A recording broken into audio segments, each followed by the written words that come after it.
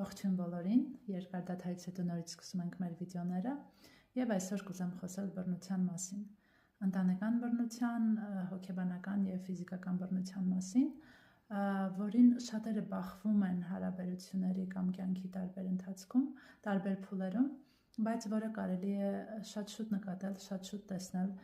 եւ կյանքը չկապել տվյալ մարդու հետ։ Որոշեցի այս թեմայի մասին խոսել, քանի որ համացանցում տեսա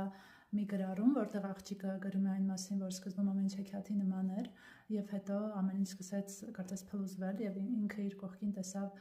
մի նոր տղամարդու, որը նման չէր այն տղամարդուն, որին նա ճանաչել է, եւ նրա կյանքը կարծես մի ինչ-որ անորոշության վերածվեց, որտեղ ես թողեցի մեկնաբանություն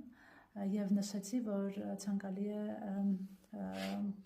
ավելի հասուն լինել, ավելի հասուն մոտենալ խնդրին, որտեղ ինձ բազմաթիվ մեկնաբանություններ գրեցին, ուզում եմ մի քանիսը ընթերցել, այստեղ ինչ են գրում, գրում են, որ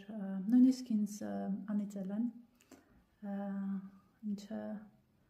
իմ կյանքում գրեթե չկա, այսինքն չեմ էլ կարող հիշել, երբ են ինձ վերջին անգամ անիծել, երևի 20 թվականի պատերազմի ժամանակ, երբ համացանցում պայքարում էինք, թվային պայքար էինք մղում ադրբեջանցիների հետ, եւ բնականաբար իրենց կողմից հնչեցվում էին բազմաթիվ անեծքներ, ինչպես նաեւ հայերի կողմից։ Ես անիծել չեմ սիրում եւ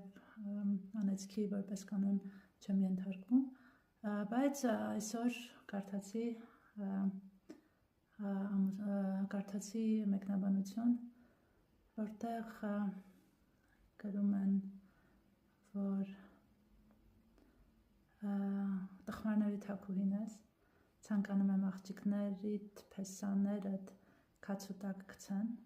ու աղջիկներդ հարգեն իրենց սադիստ սիրելիներին, եւ սա գրում է հայ կինը, հայ կնոջը,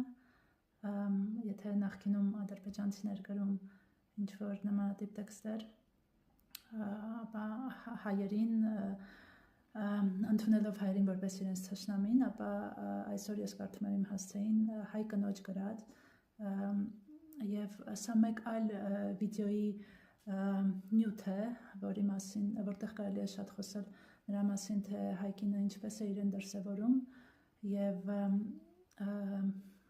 ինչու է առհասարակ այսքան չարացած, այսքան